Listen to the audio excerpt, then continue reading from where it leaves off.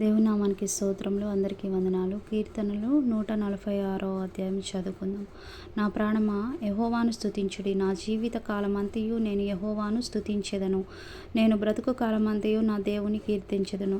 రాజుల చేతనైనను నరుల చేతనైనను రక్షణ కలుగదు. వారిని నమ్ముకొనుకుడి. వారి ప్రాణము వెడలిపోవును. వారి మంటిపాలగుదురు. వారి సంకల్పములు నాడే నశించును.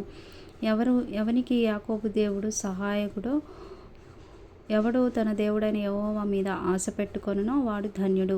ఆయన ఆకాశమును భూమిని సముద్రమును దానిలోని సర్వమును సృజించినవాడు. ఆయన ఎన్నడనో మాట తప్పనివాడు. బాధపరచు వారికి ఆయన న్యాయము తీర్చును.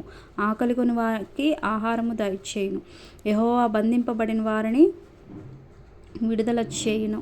యెహోవా గుడ్డివారి కన్నులు తెరవచేయువాడు. యెహోవా కృంగిన వారిని లేవనెత్తువాడు. యెహోవా నీతిమంతులను ప్రేమించువాడు. యెహోవా పరదేశులను కాపాడువాడు. ఆయన తండ్రి లేని వారిని వెధవరాండ్రను ఆదరించువాడు.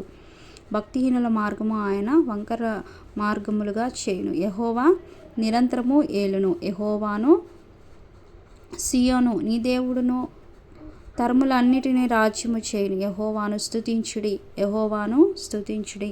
మీ అందరికీ వందనాలు. ఆమేన్.